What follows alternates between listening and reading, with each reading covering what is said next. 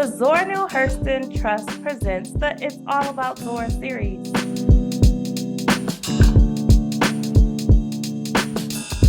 We'll be discussing all things Zora with artists, academics, and fans of Zora Neale Hurston on the It's All About Zora series.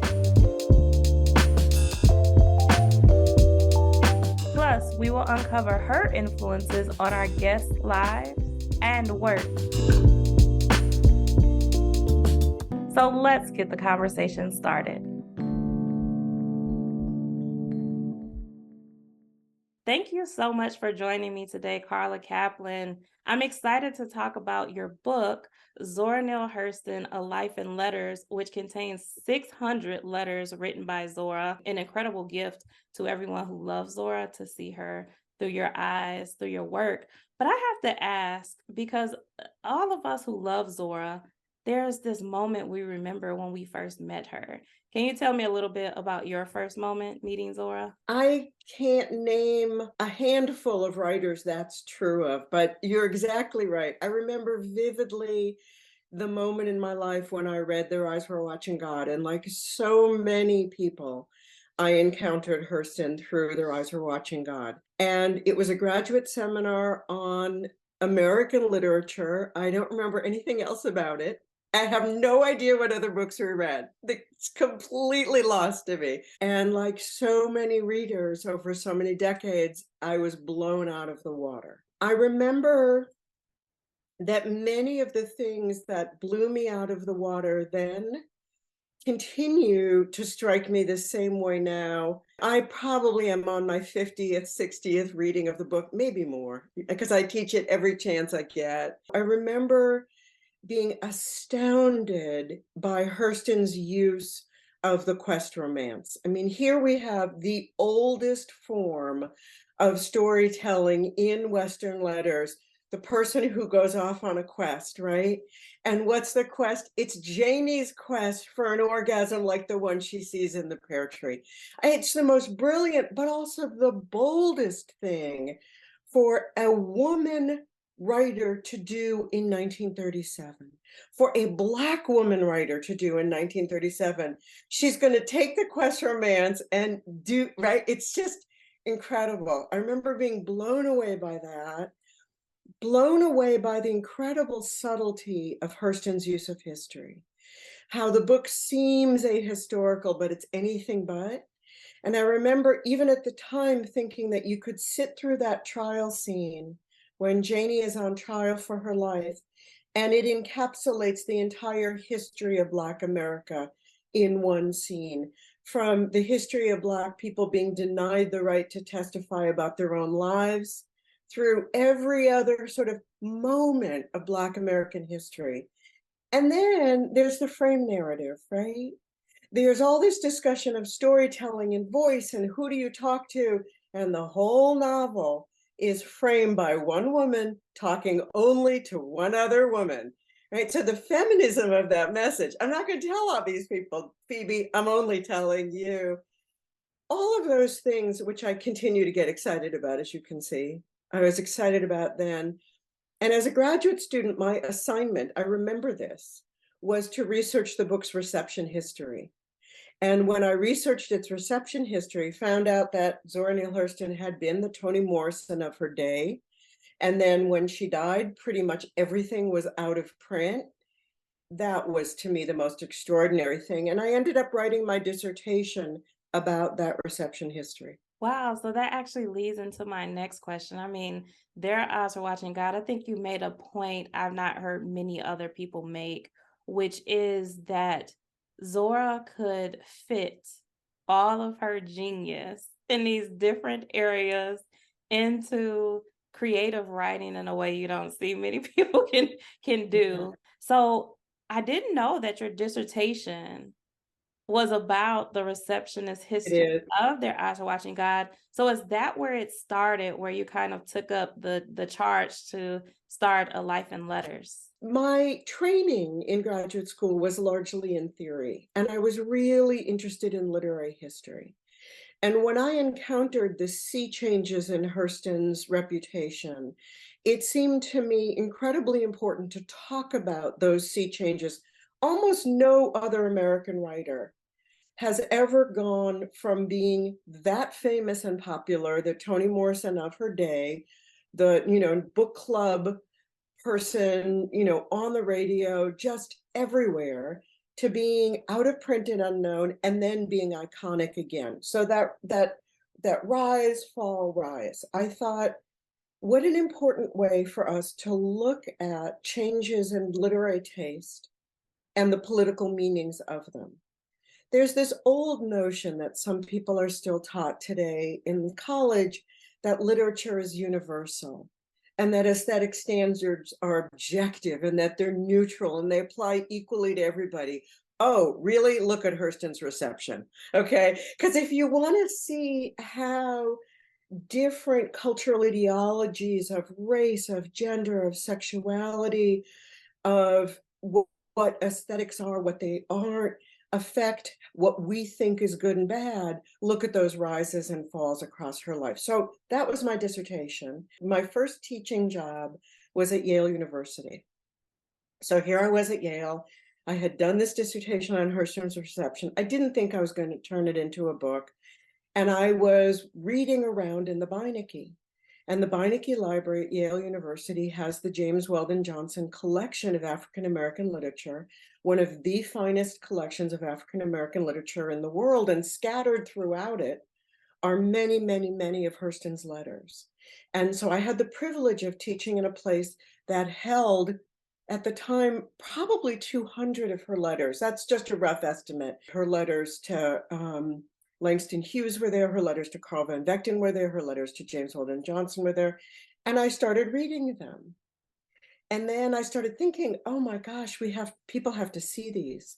People have to see what Hurston said in private, because I thought it was a way to understand how deeply political she was, and particularly what an incredibly committed feminist she was without ever using the word. And how deeply committed she was to Black heritage, Black traditions, Black history, where she situated her own Black pride.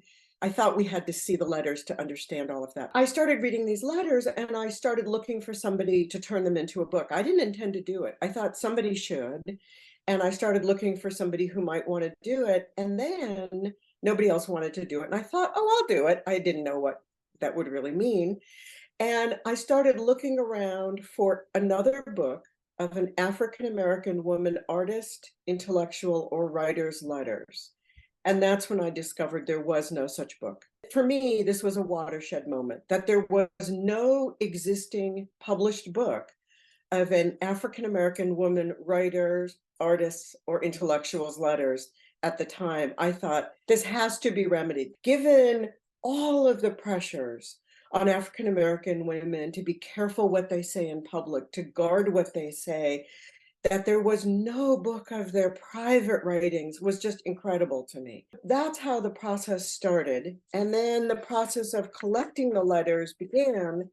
And that was enormously complicated, because what people don't always realize is that when someone dies, their letters aren't in their archive, if they had an archive. And Hurston's archive is another story, and it's an incredible story. Their letters are scattered in the papers and the archives of all the people they wrote to. So you have to identify all of those. You have to find out where they died. If anybody collected their papers, are they archived and are they indexed? And of course, that becomes a lesson in the history of American racism, because what you quickly find out is, yeah, Ernest Hemingway's letters, they're all indexed. But are all the letters of all the people Zora Neale Hurston wrote to necessarily collected, preserved, and indexed? Not necessarily, particularly 30 years ago when I started this journey. So that was a real lesson for me, and part of the process of the book. And then there was annotating the letters. And annotating the letters meant essentially writing another biography of Hurston.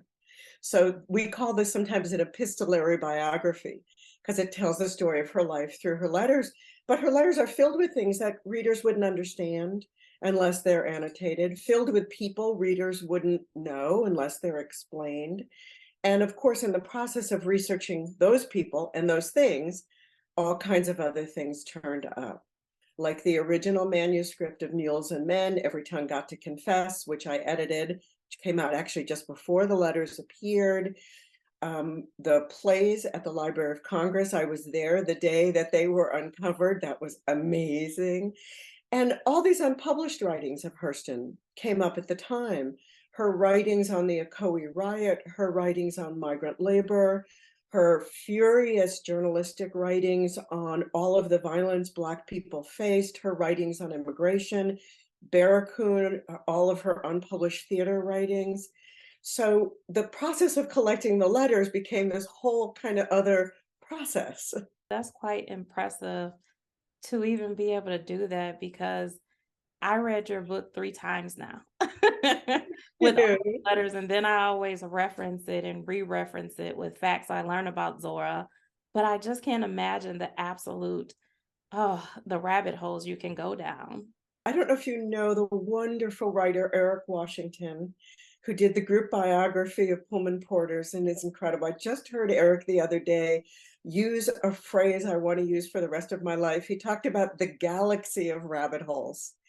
And this book was an absolute galaxy of rabbit holes. And I went into it too naive to understand what it meant to go looking for someone's letters in this way. And thank goodness, because I don't know if I had known what it was going to take. I don't know if I would have had the courage to do it.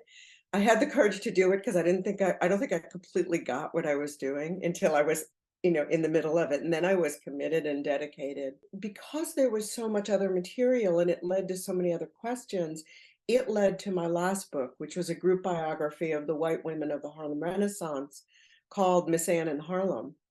Because in the process of researching A Life in Letters, I kept trying to get more information about all these white friends of Zora Neale Hurston's. She had all these white friends. Who were these women? History is very quiet about them until I wrote Miss Anne in Harlem. So rabbit hole after rabbit hole after rabbit hole. Yes, and speaking of the white women of the Harlem Renaissance, which I think it defies how history is taught. Like you say, it's very Mhm. quiet. Charlotte Osgood Mason, the patron, godmother as she demanded to be called, was essentially Zora's next iteration of a mother after her mother died when she was 13. Well, and of course, as you point to, some of the most complicated and strange letters are the ones to that patron. Those were some of the ones I read earliest. And I thought, what could it have been like to be a Zora Neale Hurston and to know what a genius she was? Because she did know. She knew early on. She knew that she had to speak to the world, but be stuck under the economic and aesthetic thumb of somebody like Charlotte Osgood Mason. Again, Alice Walker, in that essay, In Search of Our Mother's Gardens, she asked the question, what would it have been like to be a genius in our great-grandmother's time? Not just great-grandmothers. What would it have been like to be a genius in the 1930s, to be Zora Neale Hurston in the 1920s, to not have her own money and have to depend on pleasing those who did have the money and the connections to publishers and the ability to provide a motion picture camera and the ability to provide a car. And we see her work those complications. And that made their relationship enormously complicated. I think that part of what we see in their relationship and in the incredible complications of it, because she was in some ways the next iteration of a mother. Hurston did not just hate this woman. Hurston chafed under her control. Hurston disagreed with her. Hurston sometimes made fun of her behind her back. And in some ways, Hurston loved her. And it is so complicated because what we have to understand, and it remains true today, is that racism, classism, sexism, ableism, those are not singular forces. They can exist through what looks like love. They can exist through what is clearly insult. So here's Charlotte Osgood Mason, a primitivist. No question, she's an extraordinary racist, right? She's one of the most incredible racists of her day. And she loves Blackness. She loves Africanness. And Hurston is longing for that recognition. Hurston is longing to meet white people who don't deride Blackness, but love it. So here's Mason, who loves Blackness, but from her own racist perspective. So, of course, Hurston is vulnerable to that. Elaine Locke is vulnerable to that. He stays loyal to her all his life. Of course, Langston Hughes is vulnerable to that. Racism comes in many packages. And in the case of Charlotte Osgood Mason, it came packaged in love, care, mothering, nurturing, concern. Hurston was on her own from a very, very young age, and almost nobody cared for her in that way, asked her what she needed, asked her if she was hungry, asked her if she was tired. And here comes Mason's racism and classism packaged in all that care. But we need to see the whole picture. I feel like this could be the whole conversation talking about the complexity of the funding in the relationship and even the politics. People say, oh, but she and Langston Hughes had the same patron. And I would say Langston Hughes spent his money on shoes and his hair, and Zora was washing her her face with laundry. So, you're talking about the gender bias earlier. They weren't making the same. And so the idea that it was actually a political movement versus just this pure artistic movement contradicted so much. And I think throughout the letters, we see those contradictions, the interactions with Fannie Hurst, with Yes. Ann Nathan Meyer. And Zora, I think even though she was 26 when she entered Morgan Academy to finish high school, I feel like her maturity was stunted in ways. And so coming from the South and being the only Southern person, and then on top of that, a woman to come up north and be experiencing all of that, there are different types of regional racism that we experience Absolutely. too. And she experienced extraordinary, not just regional prejudice, but a kind of artistic aesthetic regional prejudice, because she wanted to bring up the stories from her Southern communities. She wanted to bring up that folklore, and that did not fit anybody's idea of what was the right stuff to do, what was the right stuff to show the public, what was the best artistic stuff. So she was always fighting against the grain. And one of the things I hope is that if people come away from the book approaching it the way you just said, thinking about, oh, here's Hurston wanting to do all this work and she's got to have funding. Somebody has to support her or she can't do it. I hope people think about the contemporary moment because nothing has really changed. People who today are trying to do extraordinary work, they also have to be recognized and they also have to fight for support and for recognition. So thank goodness Anna Deavere Smith got that MacArthur, because Anna Deavere Smith can't do the kind of work Anna Deavere Smith does without support and without funding. You can't interview all those people and then mount the production on Broadway. And it needs to be in major, major theaters because people have to see that. They have to see her work, right? You can't do that without support unless you're already wealthy. So we know, we've had Hurston, we have Anna Deavere Smith, but who didn't get that funding? Who didn't get recognized? And so I hope seeing the ways in which Hurston had to work with her funders, and Langston Hughes had to, and Elaine Locke had to, and all of these figures had to. I hope it also alerts people to the fact that the situation remains with us today. I think that's such a good point and a reminder. I remember from my fantasy post about being a writer, and I had never fantasized about being a Zora Neale Hurston scholar because when I was assigned Their Eyes Were Watching God in high school, I actually didn't read the book.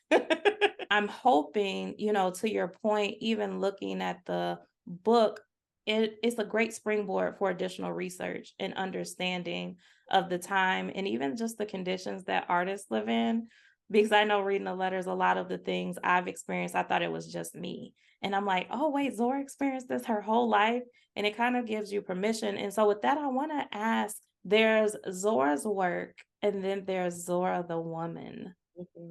How has knowing Zora and doing this work essentially on her behalf What does it mean to you personally? It's an enormous responsibility when you are the editor of someone's letters, when you are the person who is taking responsibility for making their private voice public. And I want to come back to that in a second because that's a funny divide. Because if you do a book like this, a biography or a collection of letters, or a book that, like my book, combines both things, you are making public a version of that person, and it is your version. So there's no question that what people get in my book is in some ways Carla Kaplan's Zora Neale Hurston. And I can't deny that. That's just true. But at the same time, I felt a responsibility to make my Zora Neale Hurston as true, as authentic. I certainly became, over the course of doing the book, a fierce, fierce advocate for Zora Neale Hurston. So one of the things it came to mean to me is that every time Zora Neale Hurston gets attacked wrongly as conservative, as ahistorical, as not feminist, every hair on my body rises, and I pull myself up to my full 5 feet and I start feeling these, just all of these fierce feelings, because when you take on that job, you feel responsible for people getting the true story of her. So there are certain pieces of the story that are really especially important to me, where I think people see something about her that maybe they wouldn't see elsewhere. And I keep trying to direct people's attention to some of those pieces. You've probably read 3 times her June 1945 letter to W.E.B. Du Bois. And it's one of my favorite pieces of the book, because here is Hurston writing to the most famous American intellectual of the 20th century, hands down. And she's telling him what to do. And I love that. And they haven't spoken in 20 years because he found out in the 20s that she was calling him Dr. Dubious. And he didn't love that.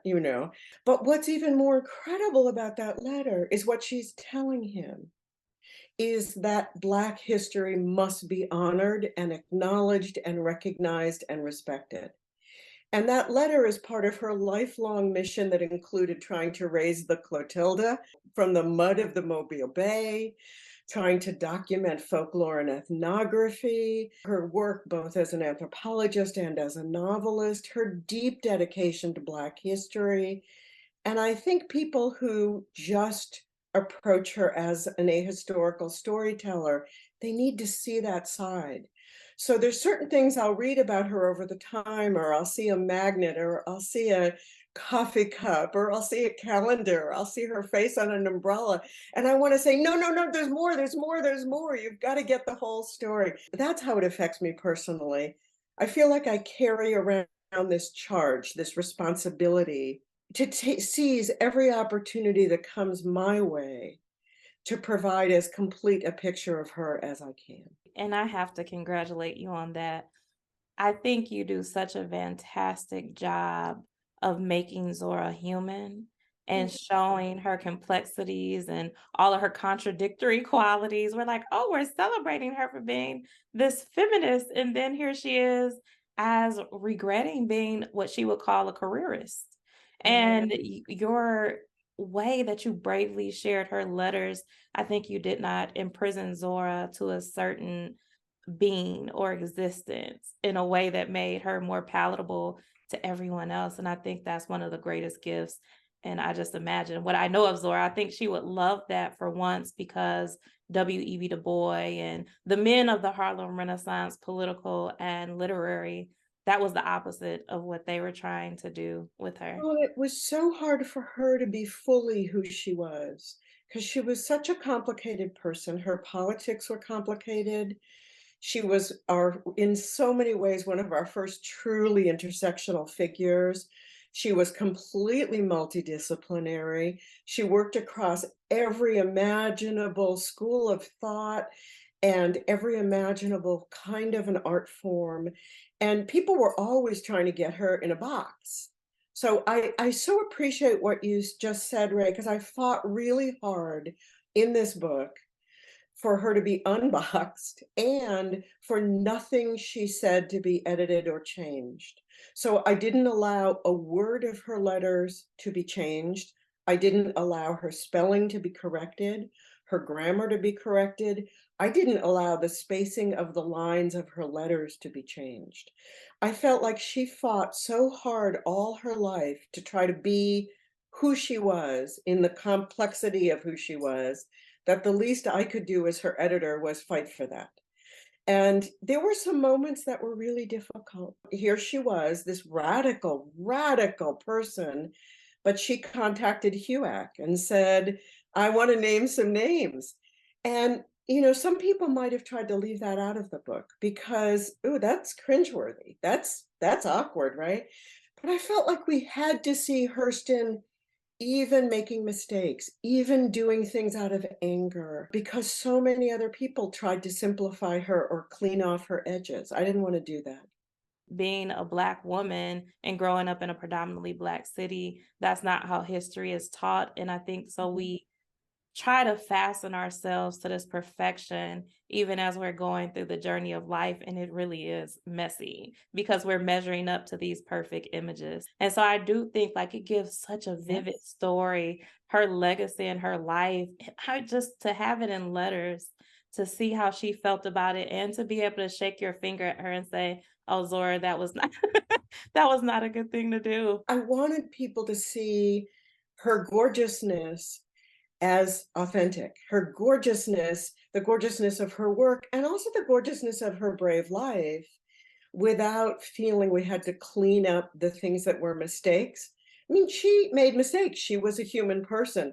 God knows she made some mistakes in her love life. She did not make the best choices.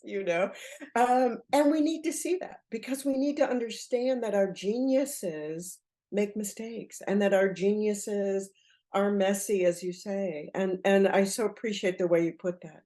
I have to tell our viewers that I am holding back on fangirling. These letters, they're everything to me. I say Valerie Boyd gave us context and lovingly showed us Zora's life, but you gave us Zora. Like I compare it often when I'm doing talks to someone going back and reading all of our text messages, which I always give the caveat, hey, don't ever let anybody I you know. know, all of my text messages because we are complex like that.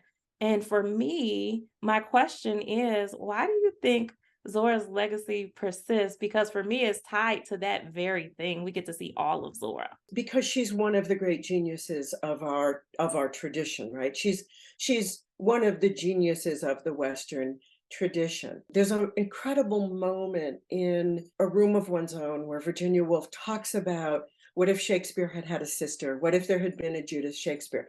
And Alice Walker picks that up.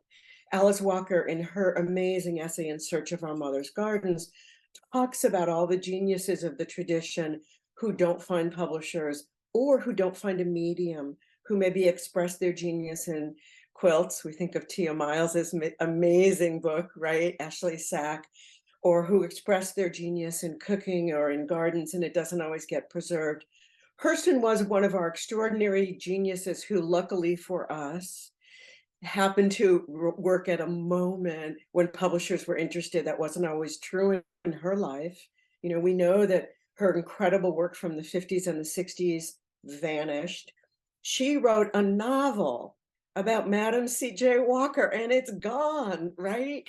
I mean, so, and that's about us. That's on our culture. That's on us, right? Because no publisher would take it. It's not that she didn't try. Her legacy persists because we were lucky enough to have her, because she's one of the geniuses we were lucky enough to have. But I think the more complicated answer is what you were pointing to, is that her legacy is a legacy of messy genius, of somebody who was not perfect, tried working across almost every genre of creative expression we have, including sketching sometimes. So there's theater, there's anthropology, there's folklore, there's novels, there's poetry. I don't know if you've read the poetry. She was right to move away from it. She was, her genius was in other forms. It's not great. It's better than most people starting poetry, but it's not her best work. Her legacy persists, partly because she gives us so much. Her stories are so incredible and rich, and they take the whole world and they condense it onto a back porch. And very few people can do that. She is in many ways one of our Shakespeares, right? I mean, there's just no getting around her scope, the wideness of her vision. But she also gives us a sense of what it takes to do that.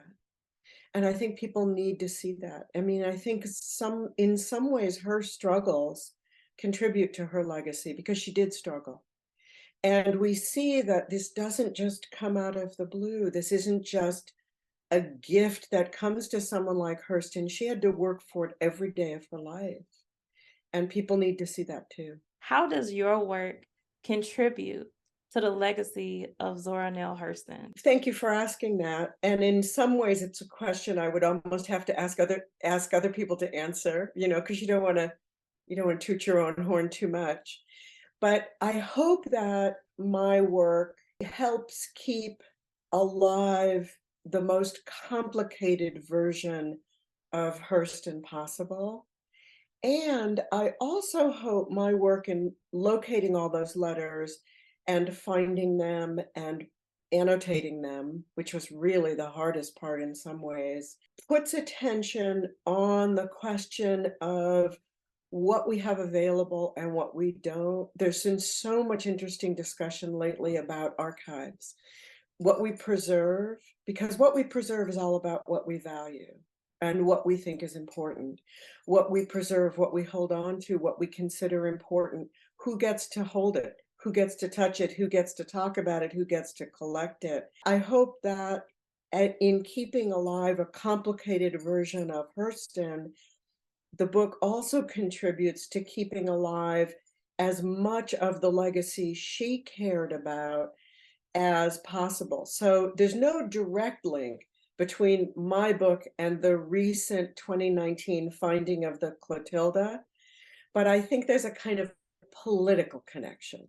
And I so wish Hurston could be here to see that ship finally documented and found, because she knew where it was all along. She kept pointing to it. She kept saying, it's there and it needs to be brought up. And so I'm hoping that my book, that giving us a complicated, authentic, full version of Hurston, serves as a kind of reminder that there's a lot of work we need to do to keep traditions and history alive, hers and others. It has certainly led to finding much of her unpublished work and other work of hers that hadn't seen the light of day, and that always makes me so happy. And of course, that makes me happy too, because I get to look, I'm like, okay, let's reference and see if Zora talked about it in her Yeah, own words. And so yeah. I do want to take just a few minutes to toot your horn for you. When we read letters, even autobiographies, Zora, she was really elusive. She didn't like to have her private life in the public. Mhm. Otherwise, she was all about being on the stage. And so being able to see how Zora felt about herself in these moments of anguish, letters she wrote to Carl van Vechten where she had resolved to die, seeing that true artist temperament and how much she gave and really suffered, to give us this genius that we're saying it touches every area of life. I always have this lead in to presentations. I say I can connect Zora to anything. And there's always someone who tests me and I'll say, okay, this is how she connects. And then you can read about it. You reference the novel she wants to write about Madam C.J. Walker, The Golden Bench of God, which we don't have anymore. And it's like, and you can go to this book and That's actually right. read her frustrations about it or how she felt about King Herod. And so I think that's something that we've not seen. You touched on a little bit before, but for you to give so much of yourself to collect the letters and annotate them, which I'm like, I just can't imagine how long and how much that would take so that we could truly know Zora and not just her work. I just have to thank you once again, forever indebted to you. I can't wait to see what you do next. Like this book, I know it will be one that contributes forever to the legacy of Zora in such an important way. Thank you so much. I really appreciate that. And I just have to say, it was an enormous responsibility, but it was also an incredible joy. I mean, writing that book was one of the most amazing things I ever did. And it was challenging, but it was also really, really fun. It was at a moment when you couldn't just Google everything, and certainly not the way you can today. And it was a gift to me, even though it was also a pretty scary responsibility. So thank you for what you just said. I appreciate it. You're so welcome. And I'm hoping this won't be our last conversation, of course. Yeah. We're always unpacking the legacy of Zora, twisting and turning, even from her birthday and birthplace, and just Yes. so many tangents we can go off on about her genius and her life. And so, thank you again for joining us on the It's All About Zora series presented by the Zora Neale Hurston Trust. And I hope we will be talking soon. I hope so. As you can see, talking about Hurston brings me enormous joy. So anytime, and thank you for the work you're doing to help so many new people connect to her and connect to different aspects of their work and find ways to connect to her. We are all in your debt, and the work you're doing is wonderfully exciting. Thank you so much.